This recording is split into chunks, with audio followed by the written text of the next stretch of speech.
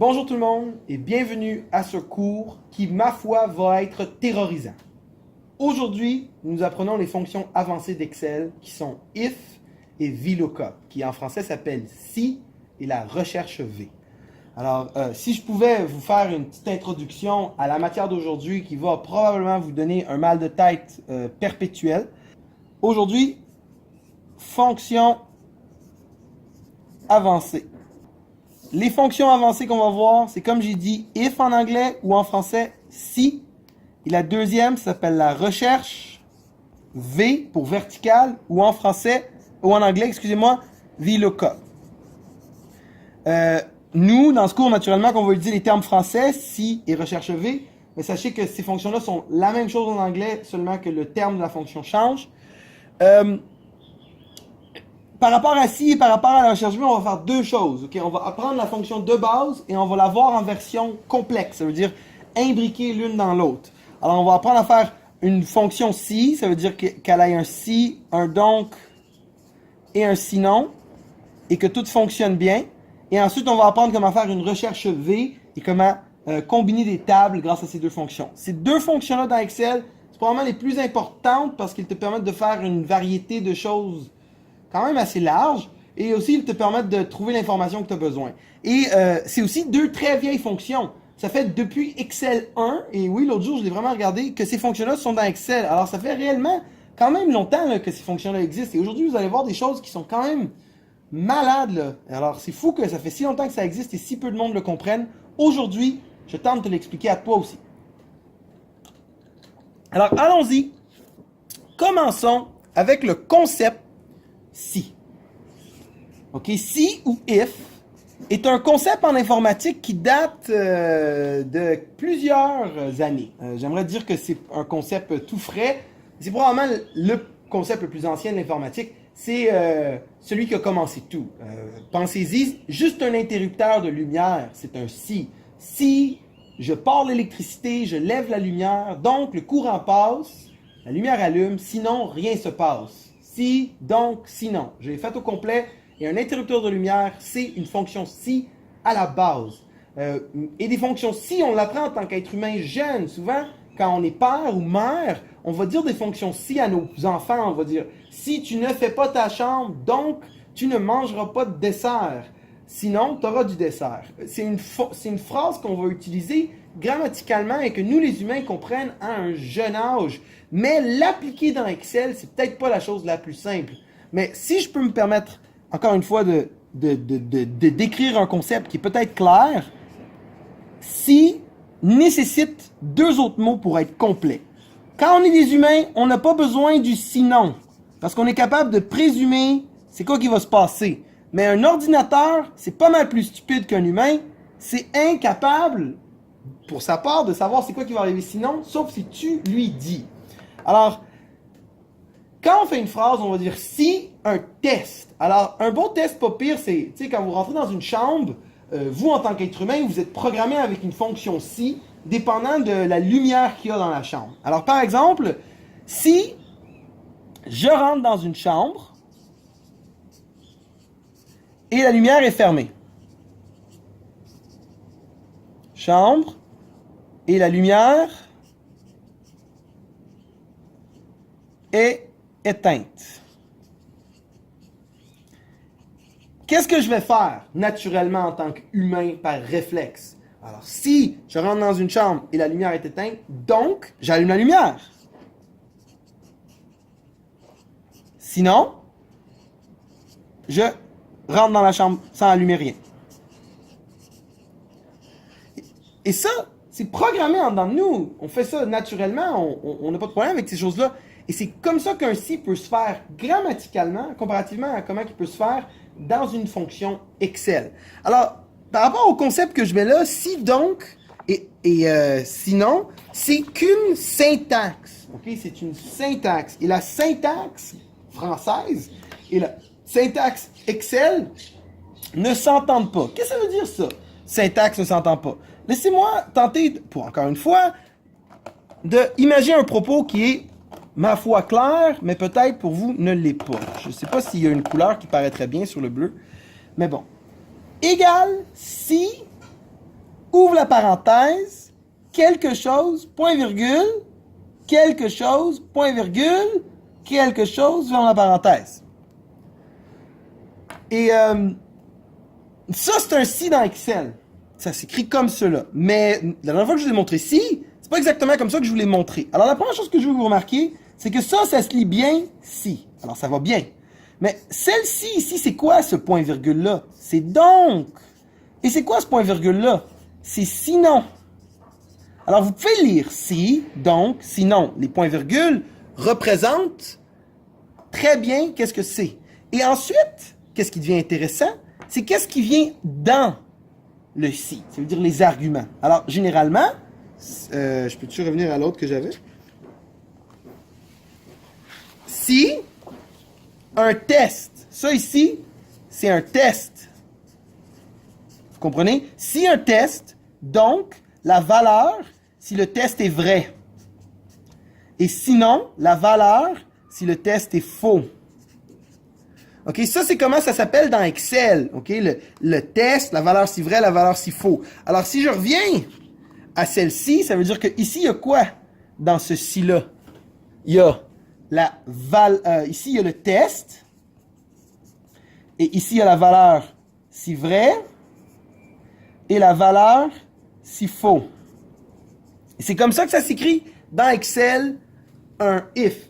Alors, si moi, par exemple, j'ai besoin de faire un si dans Excel, j'ai juste besoin de dire ma phrase grammaticalement en premier. Si quelque chose arrive, donc fais ça, sinon fais ça. Ça fonctionne assez bien. C'est comme ça que si fonctionne grammaticalement, c'est comme ça que si fonctionne dans Excel. On fait une petite ligne ici pour discuter ensemble du but de l'exercice qui s'en vient. Alors, si on va ensemble dans Excel en ce moment, et on regarde l'état des choses, on peut voir ici que j'ai, par exemple, de l'information sur plusieurs employés de notre entreprise. Alors, mettons que moi, je suis le gars de ressources humaines, j'ai cette information sur les gens de mon entreprise, leur nom, leur genre, leur statut dans l'entreprise, contrat, temps plein, temps partiel, la date à laquelle ils ont été embauchés, le nombre d'années d'expérience qu'ils ont, le salaire qu'ils ont présentement et le score. Alors, on a ces données, et moi, ma job, c'est maintenant, il y a une grosse fête qui va venir, c'est la fête du Canada, et on est confiant qu'il faudrait donner des bonus. J'aimerais ça donner des bonus à certaines personnes dans mon entreprise, mais à qui? C'est un peu complexe, je suis pas trop sûr, mais il me semble qu'il faudrait peut-être encourager les gens qui font pas beaucoup d'argent dans notre compagnie, puis peut-être ceux qui font beaucoup d'argent dans notre compagnie, ils n'en ont pas tant besoin. Alors, la première chose qu'il faut comprendre, c'est quoi beaucoup d'argent? Ça, c'est une grosse question. Alors, on va dire que pour le cas de secours, si les gens font plus que 65 000, on va dire. OK? Alors, plus de 65 000, qu'est-ce qui se passe si quelqu'un fait plus de 65 000? Il aura 0 $ de bonus. OK? Ou d'argent dans ses poches. Mais si la personne fait moins que 64 999, donc, on va lui donner quoi? 50 $ pour la fête du Canada? À tous ces gens-là. Alors, ce serait vraiment intéressant qu'on soit en mesure de faire ce sorte de petits dons qu'on donne aux personnes qui font moins que 65 000, mais qu'on ne donne pas aux gens qui font plus que 65 000. Comment est-ce que je serais en mesure de faire ce sorte de situation dans Excel? Grâce à la fonction si. Alors, avant d'aller dans Excel, j'essaie de l'expliquer grammaticalement. On fait une phrase grammaticalement. Alors, pour faire une phrase grammaticale, il faut utiliser si, un test. Alors, si quoi? Si, j'ai dit que le salaire, OK, alors le salaire, si, le salaire,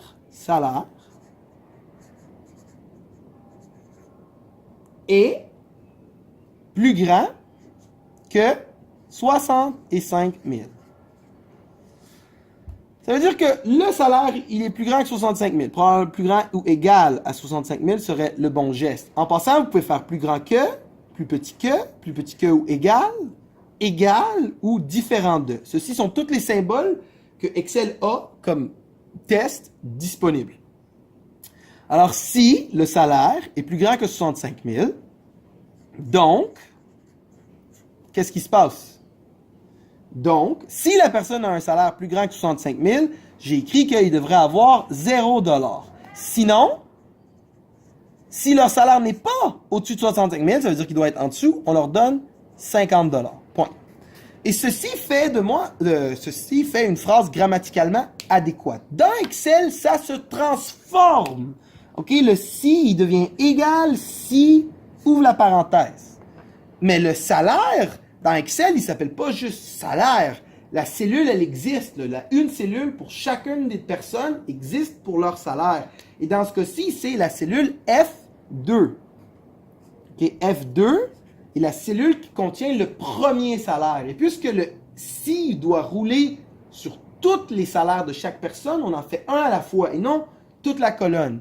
Alors, si F2, quoi F2? F2 plus grand ou égal à 65 000. Si F2 est plus grand ou égal à 65 000, point virgule. Wow, point virgule. Point virgule, c'est donc 0. Ensuite, point virgule. C'est quoi le deuxième point virgule?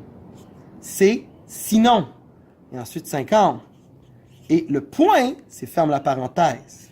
Alors, vous voyez, ceci est la syntaxe Excel et ceci est la syntaxe grammaticale. Il n'y a pas tant de différence, mais les choses se changent un peu.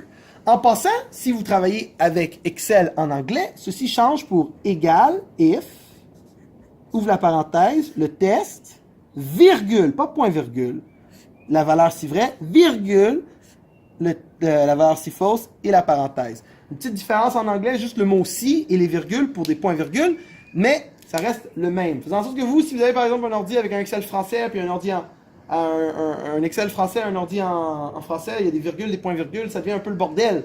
C'est important, hein, parce que le si ou le if, c'est défini par la langue de ton Excel, et les virgules et les points-virgules, c'est défini par la région où tu vis.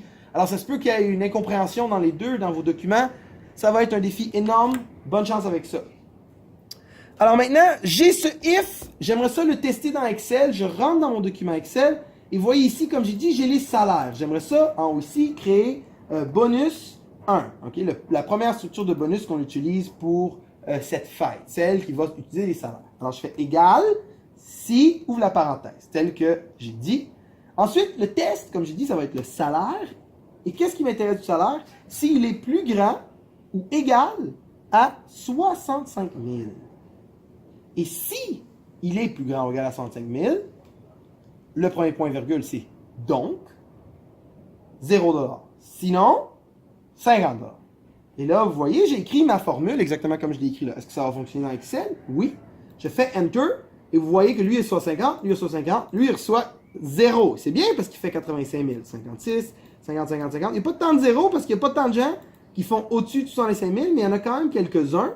Peut-être que je veux changer mon chiffre de 65 000 à 55 000, juste rapidement. Je double-clique dans mon premier, change pour un 5, je fais Enter, et ça les change partout. Et regardez, j'ai plein de zéros pour dire qu'il y en a plusieurs. Si je veux savoir le total, je choisis la colonne, et regardez, c'est écrit 20 000. Alors, cette structure de bonus va me coûter 20 800 $ si je choisis de faire mes bonus comme ça. Mais mon boss m'arrive. Bien fier de cette idée-là, des bonus par salaire. Mais il rentre dans mon bureau, il ouvre ma porte et il me dit « James, j'ai une autre idée. Pourquoi est-ce qu'on donne ça par salaire quand on a une catégorie qui s'appelle score? On score les gens de 1 à 5, dépendant de s'ils sont des bons employés. Et quand ils ont 1, c'est parce que ça va pas 20-20-20. Mais quand ils ont 5, ça veut dire qu'ils sont sympathiques, qu'ils sont des bons employés, ils partagent leur environnement et ils sont vraiment respectueux. Moi, j'aimerais ça donner des bonus à ceux qui ont un bon score, puis aucun bonus à ceux qui ont un mauvais score. Alors, j'ai pensé à cette super structure de prix, OK? 1 et 2 vont recevoir 0 $. Score de 1 et 2, OK? Les scores de 1 et 2. Les scores de 3 et 4 vont recevoir, eux autres, je sais pas, peut-être 75 $. Parce qu'ils ont quand même un pas pire score, et ils sont pas 1 et 2. Mais si tu as un score de 5, qui est quand même assez rare, tu recevras 150 $. Alors, cette nouvelle structure de prix qu'on a mis, est-ce qu'elle coûte considérablement plus cher, beaucoup moins cher? Comment est-ce que je vais la faire dans mon Excel? Alors là vient une question terrorisante. Comment est-ce que si peut avoir 3 arguments? Ici, j'ai besoin de trouver des zéros. des 75 et des 150. Quand un si me laisse juste avoir un test qui vérifie pour deux réponses. Une si vraie et une si fausse. Alors là, on vit un problème quand même assez violent. Ici, c'est laquelle la vraie, c'est laquelle la fausse. Je ne suis pas capable de la définir facilement. Il faut que j'y repense. Alors, je vais faire mon premier si. On va regarder ça. Je vais essayer de le faire. Si le score, c'est dans G2. Alors, si G2 est égal à 5, est-ce que moi, je peux dire qu'est-ce qui se passe si G2 est égal à 5? Si le score est égal à 5, oui, la personne est supposée recevoir 150 $. Alors, le donc, il est facile. Le donc, c'est 150 $. Alors, jusque-là, ça va bien. Mais le problème, c'est que quand je fais sinon, il y a deux options. Celle-ci ou celle-ci. La 0 ou la 75. Et est-ce que je peux savoir c'est quelle option que je vis? Non, je peux pas. Je peux pas parce que le test, il fait juste vérifier sur si c'est égal à 5. C'est pour ça que ici, dans ce sinon-là, il faut faire un autre si. Alors, vous voyez, dans le sinon, il y a un autre si. Et je fais un autre si. C'est quoi ce second si? Ça va être, par exemple, si G2 est plus petit ou égal à 2. Là, ça veut dire que si G2 est 2 ou 1 plus petit ou égal à 2, donc, ça veut dire que si c'est 2, 1 ou 2, il reçoit 0. Et là, c'est intéressant. Parce que le 150 $ est fait, le 0 $ est fait, il reste quel? Le 75. Alors lui, il va fitter dans le sinon ici. Mais là, c'est intense. Il y a un si dans un si. Dans Excel, comment je fais ça? Hein? C'est assez simple. Il suffit de faire, comme je vous dis, le si traditionnel. Ensuite, vous allez mettre votre test. Vous allez mettre votre point-virgule. Vous allez mettre votre 150, comme il est écrit en là-bas, point-virgule. Et ici, vous n'allez pas mettre un égal. Vous allez juste mettre si, ouvre la parenthèse. Et vous allez faire encore une fois le même processus. Et vous allez fermer vos parenthèses. Et l'information va aller aux bonnes places. Alors, ça ici va aller ici. Ça ici va aller ici. Ça ici va aller ici, ça ici va aller ici, et ça ici va aller ici. Et une fois que vous allez faire ça, le test va fonctionner. Alors, les si complexes, c'est l'idée que tu as un si avec plus que juste un si dedans. Alors, faisons-en un ensemble, ici. Bonus 2. Alors, j'ai dit que si le score était 5, 150. Alors, égal si, ouvre la parenthèse, le score, G2, est égal à 5. Donc, qu'est-ce qu'il devrait se passer si le score est égal à 5? Point virgule, la personne devrait recevoir 150 $. Point virgule. Et jusque-là, je suis ici, ça va bien. Mais ici, c'est la partie où les gens se mélangent. Il faut réécrire si et ouvrir la parenthèse. Et là, je vais mettre G2, G2, plus petit ou égal à 2. Ça veut dire que le score, il est moins que 2 ou égal à 2. Point virgule, il mérite 0 $. Sinon, ça veut dire qu'il est pas 5, mais il n'est pas moins que 2 et 1. Ça veut dire qu'il est 3 et 4. Ça doit être 75.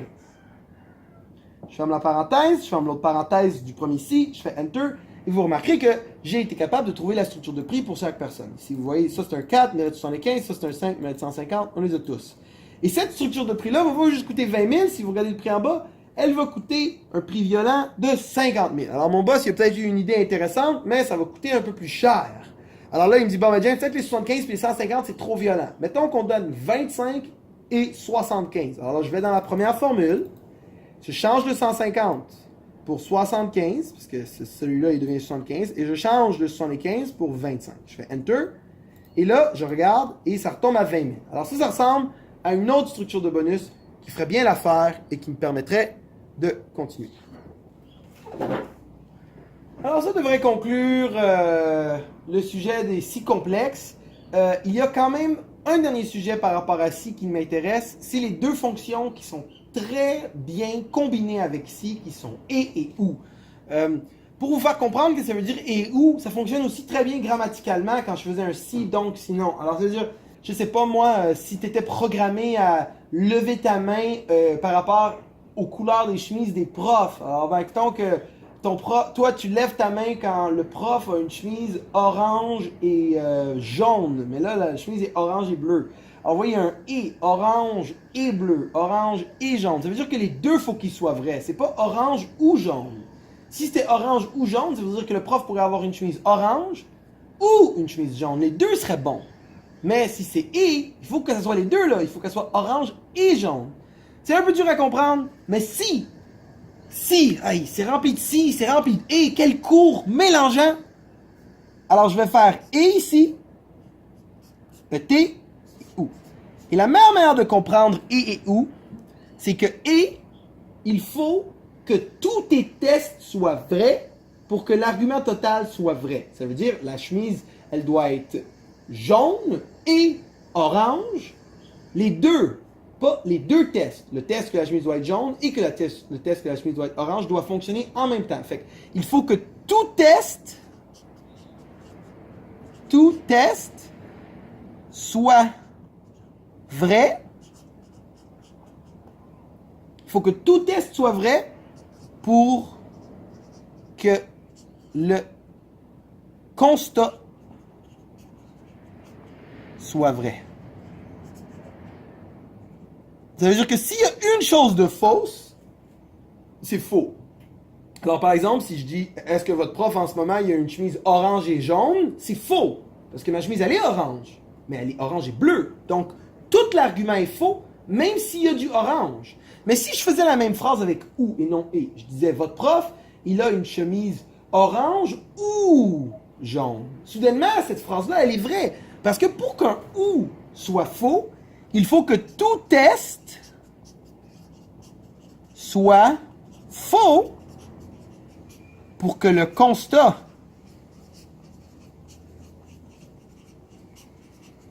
soit faux. Je ne sais pas si vous comprenez ce que ça veut dire. Ça veut dire qu'il faut que tout soit faux pour que complètement soit faux. Alors, ça voudrait dire que si je veux vraiment parler de chemise, il faudrait que je dise, est-ce que votre prof a une chemise jaune ou vert?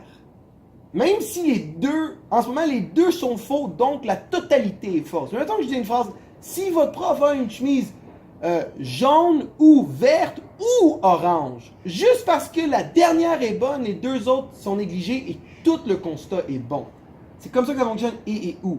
Et dans Excel, ça a une utilité là, pour vrai. Là. C'est pas juste là pour faire beau. Des fois, tu as des conditions intéressantes. Alors, ton boss, le gars, il vient toujours te déranger. Là, il t'arrive par surprise, il te dit James, nos deux bonus sont bons, mais on a une troisième, puis celle-là, compliquée.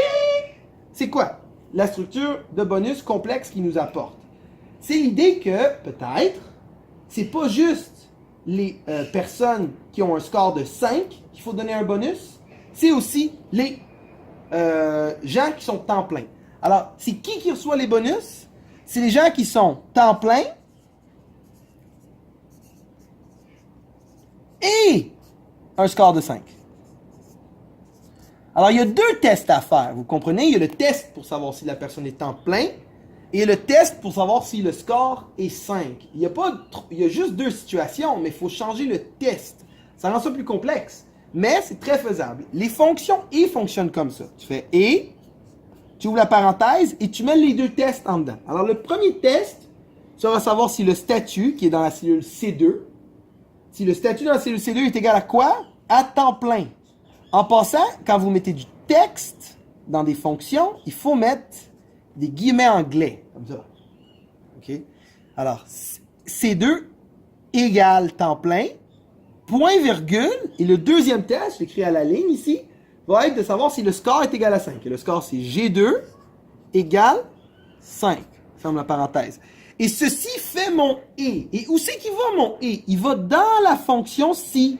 Vous comprenez? J'écris égal si, ouvre la parenthèse, je mets tout mon et ensuite à la fin, mon test se termine, donc je mets un point virgule, je dis ce qui se passe si c'est vrai. Qu'est-ce qui se passe si c'est vrai? J'ai dit que je leur donnais un bonus, ça veut dire qu'on va leur donner le même bonus qu'on donnait avant, mais cette fois-ci, c'est une grosse condition, fait qu'on donne 100$. Sinon, on donne 0. Ça veut dire que les seules personnes qui reçoivent 100$, c'est les gens qui sont temps plein et 5. On va voir qu'est-ce qui se passe si on change le « et » pour un « ou ». Alors, allons l'essayer dans Excel. Je vais dans Excel. Je rétrécis un peu cette colonne-là. Je rétrécis cette colonne-là. Bonus 3. Et j'y vais. Égal. Si, ouvre la parenthèse. Et, ouvre la parenthèse. Vous comprenez, il faut que je mette le et parce que ça commence le test. Alors, le premier test que je fais, c'est si le C2 est égal à temps plein. N'oubliez pas, les guillemets anglais, ça change tout. Point virgule. Le deuxième test, ça c'est si G2 est égal à 5. Alors là, si C2 est en plein et G2 est 5, ça veut dire que le point virgule ici, là, c'est là que vous pouvez lire et. Alors C2 égale temps plein, point virgule, c'est et, G2 égale à 5. Là, ça c'est fini pour le test. Vous voyez ici, le test logique est terminé. Il faut que j'aille mettre un point virgule pour aller à la valeur si vrai. C'est quoi la valeur si vrai? C'est si la personne est en plein et 5, elle reçoit 100 $, sinon elle reçoit 0.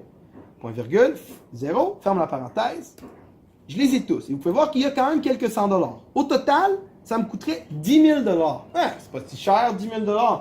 Peut-être que j'aimerais ça mettre un ou à la place d'un et. Regardons le risque de prendre un ou. Si, à la place de prendre et, je décide que les gens qui sont en plein et, pas et, ou, qui ont 5. Ça veut dire que tous les gens qui ont 5 et tous les gens qui sont en plein. Ça veut dire que s'il y a un temps plein qui a un 2, il reçoit le bonus. Et s'il y a un 5 qui est en partiel, il reçoit le bonus. C'est différent quand c'est ou. Alors, je change le et pour un ou.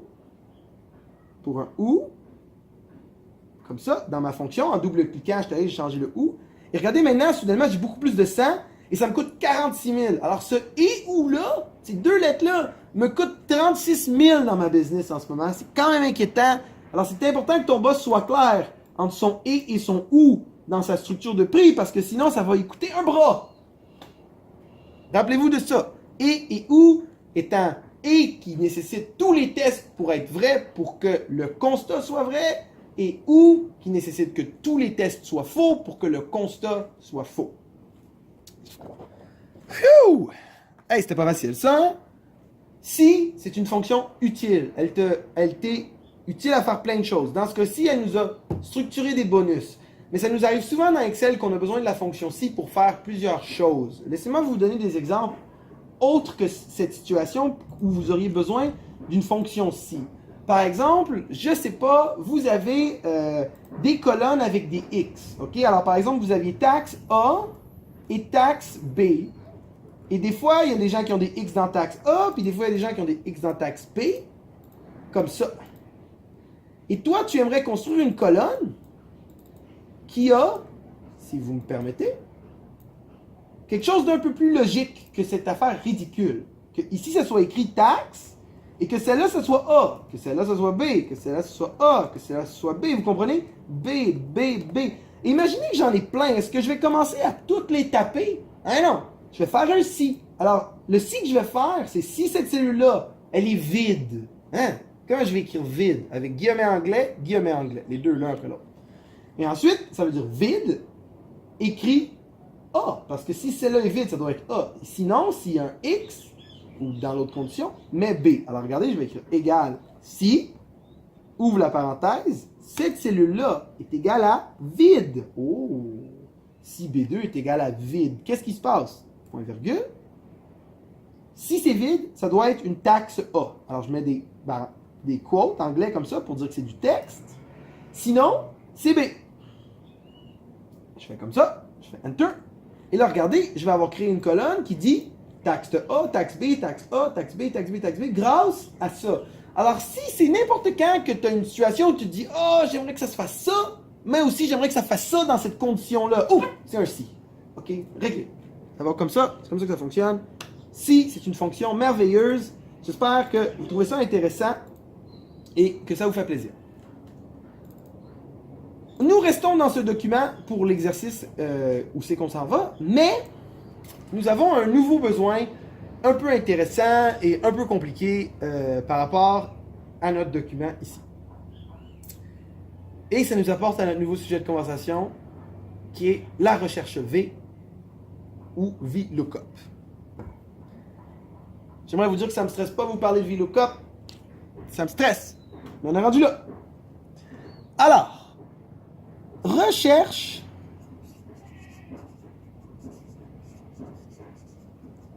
V ou en anglais VLOOKUP veut dire la recherche verticale. Okay?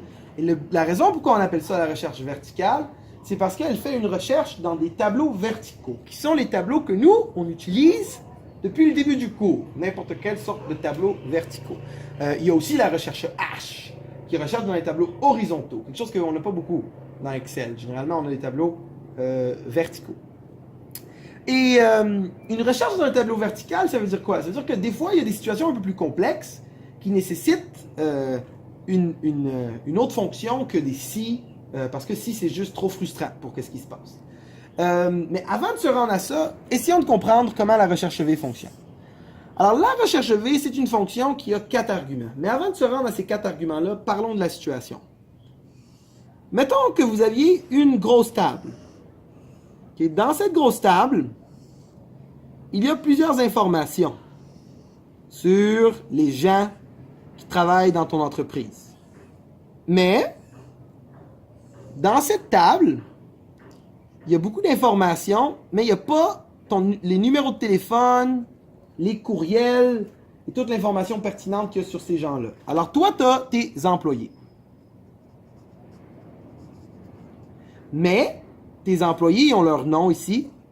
On va appeler ça 1, 2, 3, 4, 5. C'est plate dans notre business, les gens, c'est des numéros.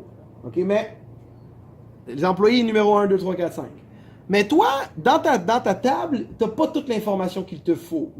Et tu as besoin, par exemple, de leur email. Et à ce que je peux comprendre, tu ne les as pas. Mais tu as leur nom. Et tu as accès à cette autre grande table qui a tous les noms de tous les employés. Pas 2, là, ça va être 6, 7, etc., etc. Avec toute leur information.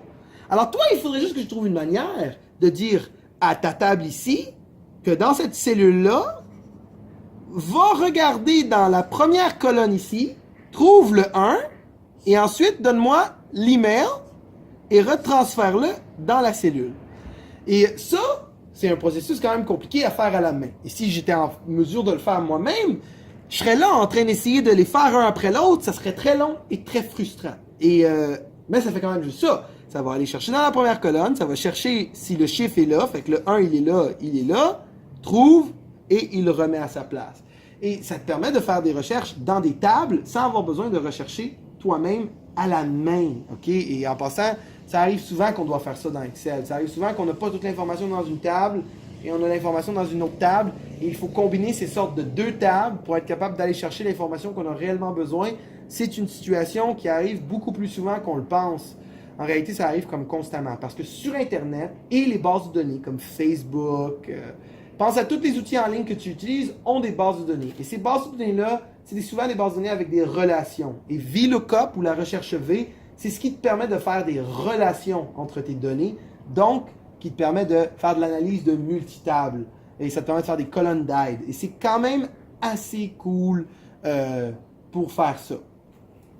De la recherche V, il y en a 2. OK? Je ne sais pas si je suis clair, pour vrai. Hein? La recherche V, c'est dur. C'est juste dur.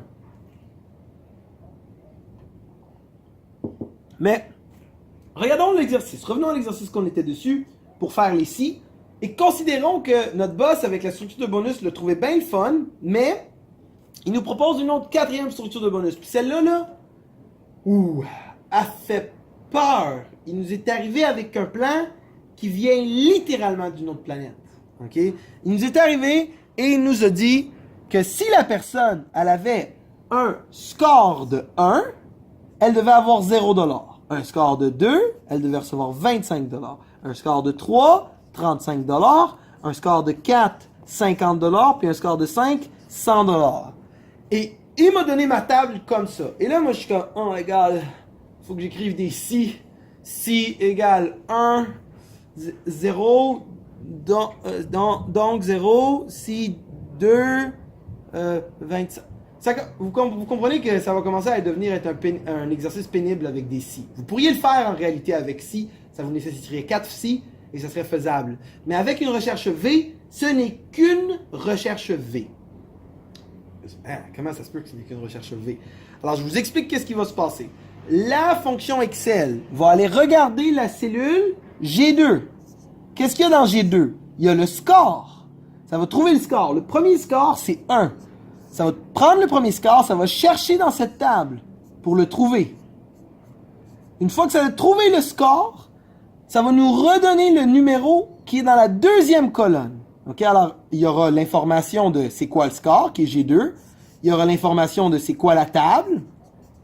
Et celle-là, va falloir l'écrire, la table. Il y aura l'information de c'est quelle colonne qui nous intéresse. Et finalement, il y aura une information que pour le moment, on n'a pas besoin de discuter exactement, mais que bientôt, on va devoir, c'est si c'est exact ou approximatif. Ça s'appelle le type de recherche.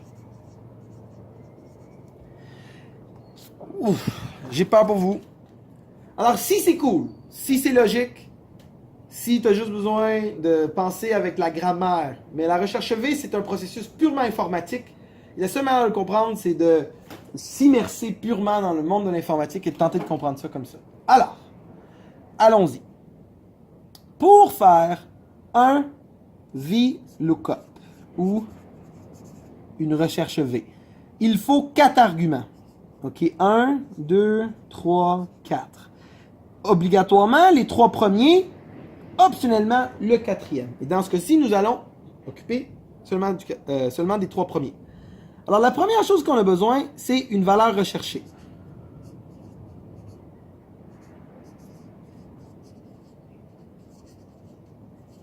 Ensuite, nous avons besoin d'une table qui sera mise à l'épreuve de la valeur recherchée. Et elle sera mise à l'épreuve de la valeur recherchée dans la première colonne. Ensuite, on a besoin du numéro de colonne de la table qu'on veut extraire. Okay? Le numéro de colonne de la table qu'on veut extraire. Ça veut dire que si la colonne, elle a score et la deuxième colonne, c'est qu'est-ce qu'on cherche? Le bonus. Et l'information qu'on a besoin, c'est 2. Okay? C'est 2. La table, ça va être les deux colonnes. Et la valeur recherchée, dans ce cas-ci, c'est G2.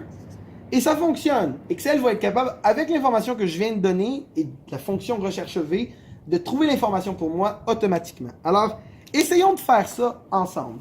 Première chose qu'il faut que je fasse, c'est que je produise cette sorte de... Regardez, je vais cacher les colonnes. Je fais masquer pour les colonnes comme ça. Et je me permets d'avancer un peu ici. Ici, je vais écrire bonus 4, parce que c'est le 4e bonus qu'on va utiliser. Et je vais zoomer un peu pour qu'on puisse travailler efficacement. Un tout petit peu plus. Ici. Alors, ici, je vais faire ma table. OK? C'est quoi la table? Ben, le score, le bonus. Et on a 1, 2, 3, 4, 5. Oups.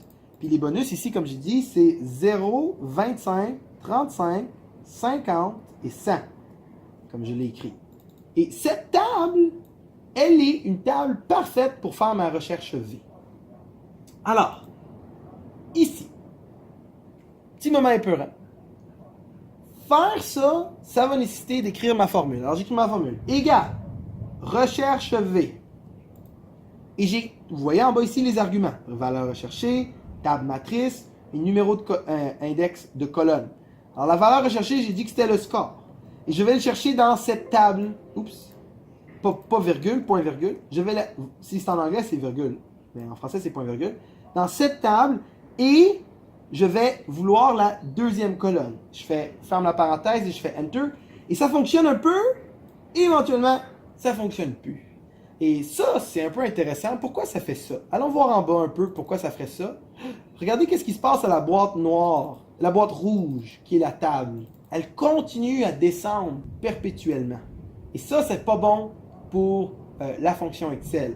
Alors, qu'est-ce qu'il faut faire? Je ne sais pas si vous vous rappelez, quand c'est relatif, comment est-ce que je le rends fixe? J'utilise la touche F4 sur mon clavier et je fais Enter.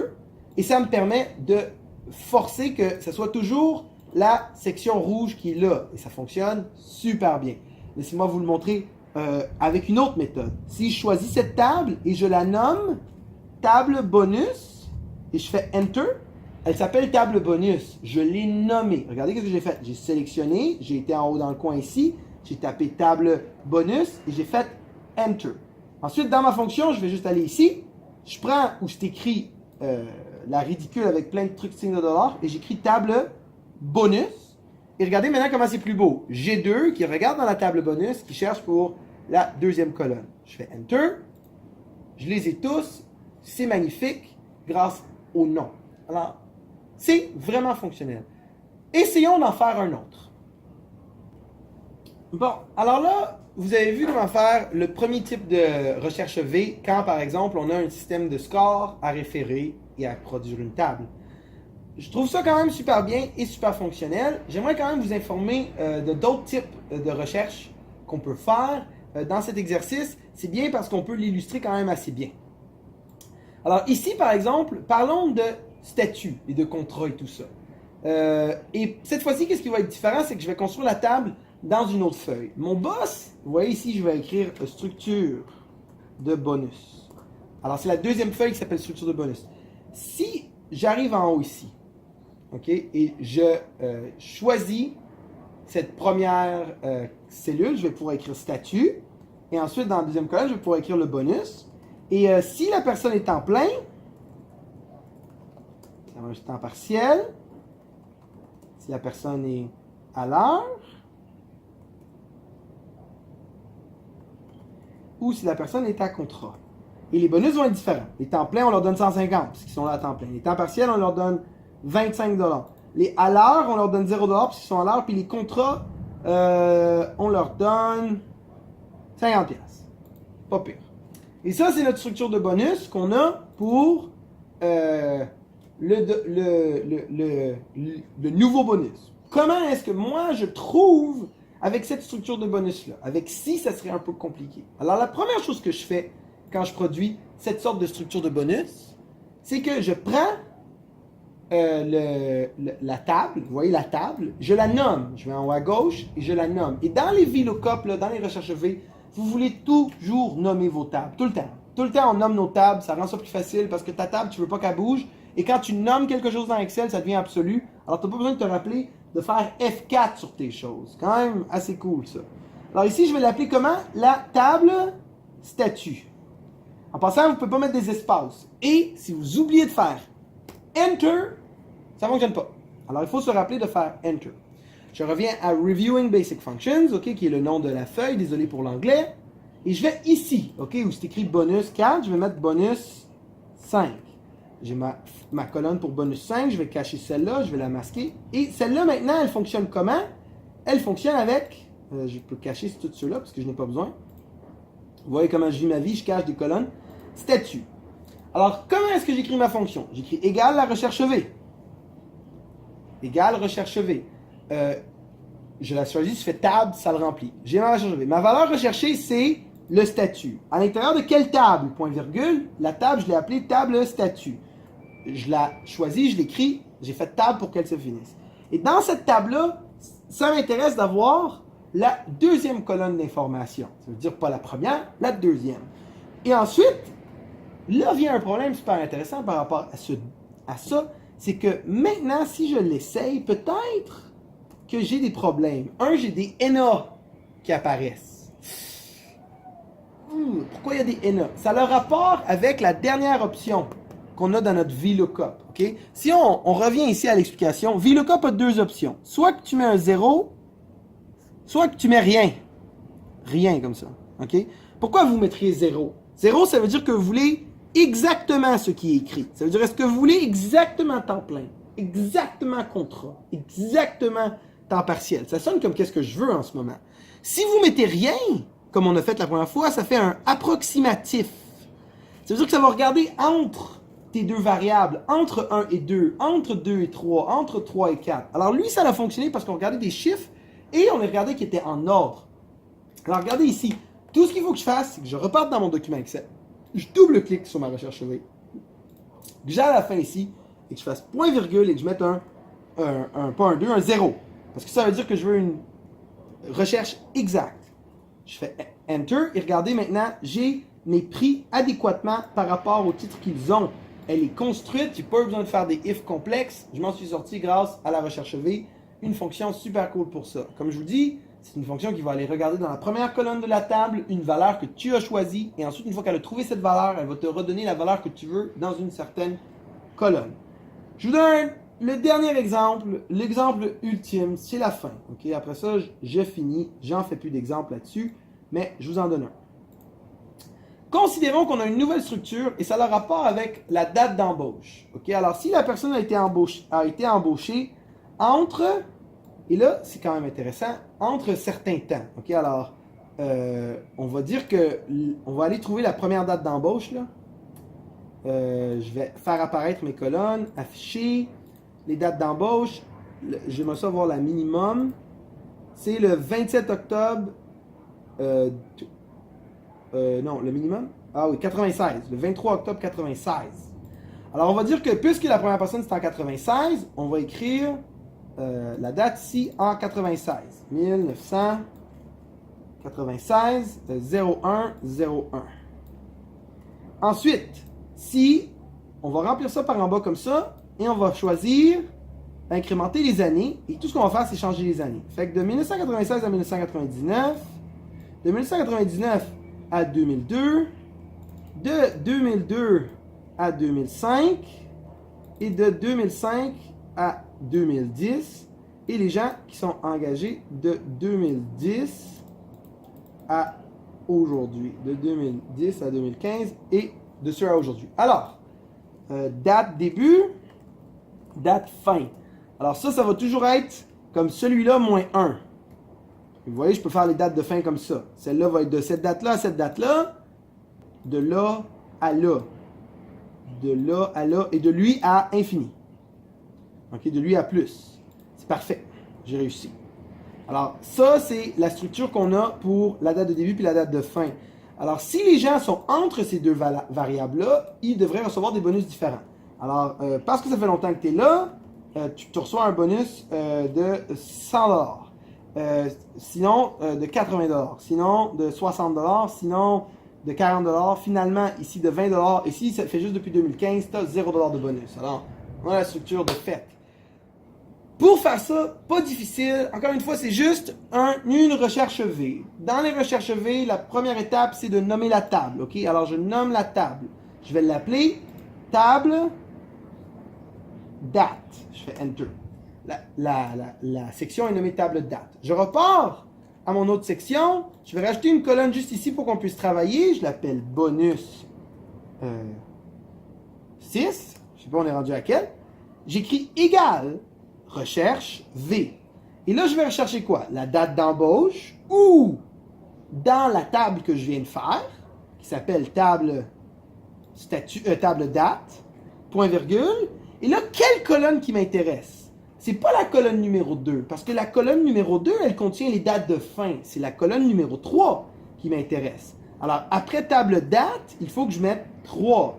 Et dans ce cas-ci, est-ce que je cherche pour une recherche exacte ou est-ce que c'est quelque chose qui est approximatif? Ça veut dire que ça va être d'ici à ici, ou est-ce que c'est exactement cette date-là que je veux? Quelque chose d'approximatif. Alors, je laisse ça vide. Et mon VLOOKUP me donne des dates. Encore une fois, les dates, ça n'a aucun rapport avec le format. Alors, je clique Pacte standard et regardez comment j'ai réussi à mettre les bons formats par rapport au temps. 1997, c'est 100 $. 28, c'est 100 $. Lui, il reçoit 40, c'est 2009, parfait. Vous pouvez voir que les prix sont bien donnés par rapport à cette dernière structure de bonus, puis elle va nous coûter 37 000 si je la choisis. Phew! Quand même intéressant, non? La fonction recherche V, elle te permet de faire plusieurs choses, incluant faire des recherches d'une table à l'autre. Okay? Alors, quand tu as une table et tu as une autre table et tu te dis « Ah, j'aimerais donc être capable que l'information dans cette table-là communique avec cette table-là, comment je pourrais faire? » Bam! La recherche V. Presque tout le temps, vous pouvez vous en sortir avec la recherche V, sauf si la première colonne n'est pas celle que vous recherchez. Si par exemple, la recherche se fait avec la colonne du milieu ou la colonne de la fin, là, il va falloir apprendre deux nouvelles fonctions, la fonction index et la fonction equiv ou match. Si vous utilisez index et equiv ou index et match, vous allez être en mesure de faire des VLOOKUP dans des tables qui n'ont pas la première colonne qui est la même Mais la plupart du temps, c'est ça le cas. La valeur recherchée, c'est la première colonne, on est capable de s'en sortir. Ou au pire, on tasse la colonne pour qu'elle devienne la première colonne. Ça se fait quand même assez bien. Wouh! On a parlé de VLOOKUP, on a parlé de si, la recherche V et la fonction si. Ces deux choses-là, ils sont ultra utiles. Ils font plein de choses. Et dans cette situation, je réalise que je voulais juste montrer par rapport à une structure de budget. Sachez que ça a de bonus. Sachez que ça n'a pas juste rapport avec faire des bonus, faire des si. En réalité, dans votre cours et dans votre périple, vous allez remarquer que je vous fais faire beaucoup plus que juste des structures de bonus avec des si. Je vous fais faire plein d'autres choses. Et j'espère que ça va vous donner un peu de compréhension à pourquoi on utilise ces différentes fonctions-là. Comme vous allez être obligé vous êtes aussi obligé d'utiliser la recherche V, et ça aussi, ça va être quand même assez difficile. Alors, je vais vous faire un petit récapitulatif, et puisque c'est Excel, sur un beau fond vert comme ça, et on finit le cours là-dessus, tout le monde. Alors, aujourd'hui, nous allons parler de fonctions avancées. Fonctions avancées. Les deux fonctions qu'on a vues, vraiment, là, c'est si et la recherche V. Deux fonctions qui changent la vie des gens quand vous les connaissez. Ça peut vous faire sauver des mois de travail, mais il faut les comprendre assez efficacement. Alors, si, comme je vous ai montré, est une fonction qui vient en combo. Okay? Elle ne vient pas toute seule, elle vient souvent avec un test qui ensuite mène à un donc, qui ensuite mène à une valeur si vraie, qui ensuite mène à un sinon, qui ensuite mène à une valeur si fausse et un point. Qui dans Excel, vous avez appris, transfère à quelque chose d'un peu différent. Transfert à ça, qui est égal si, ouvre la parenthèse, le test, point virgule, qui est le donc, le valeur si vrai, la valeur si vrai, point virgule, ça c'est le sinon, et la valeur si fausse. Et cela est comme, et le point c'est la ferme de la parenthèse, il n'y a pas de point à la fin, là, c'est une petite erreur que j'ai faite. Mais ça c'est comment la fonction si nous permet de travailler. Et aussi vous apprenez que le point virgule c'est le séparateur, ça représente le donc et le sinon, et ça fonctionne aussi bien. Je vous ai aussi montré dans la fonction si que si vous travaillez avec du texte, il faut utiliser des doubles guillemets pour mettre du texte. Quand c'est des chiffres, par exemple, vous pouvez juste mettre le chiffre direct. Je vous ai aussi montré qu'il y a des symboles que vous pouvez mettre. Le égal veut dire égal à quelque chose, et plus grand et plus petit l'un après l'autre, ça veut dire différent. Mais vous pouvez aussi faire plus grand que, plus grand ou égal, plus petit et plus petit ou égal. Sachez que vous ne pouvez pas faire l'inverse. Vous ne pouvez pas faire égal et plus petit ou égal et plus grand. Ces deux choses-là, Excel ne vous laisse pas le faire. Et cela représente un pas pire recap de ce que vous avez vu avec la fonction si. Et quand ça vient à la fonction recherche V, je vous ai expliqué qu'elle a pas un argument, elle en a 4. OK? Alors la recherche V a 4 arguments. La valeur recherchée,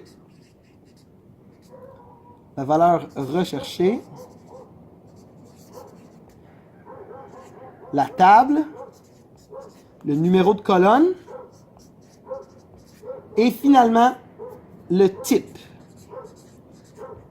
La valeur recherchée, c'est souvent qu'est-ce qu'il y a dans la grande table. OK?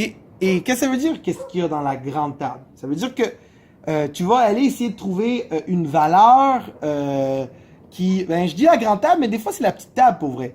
C'est ce qu'il y a dans la table qui n'est pas celle dans la fonction. Ça veut dire que généralement, en même temps, ça aussi, ça arrive. C'est drôle, hein? La recherche V est tellement puissante, elle fait beaucoup de choses.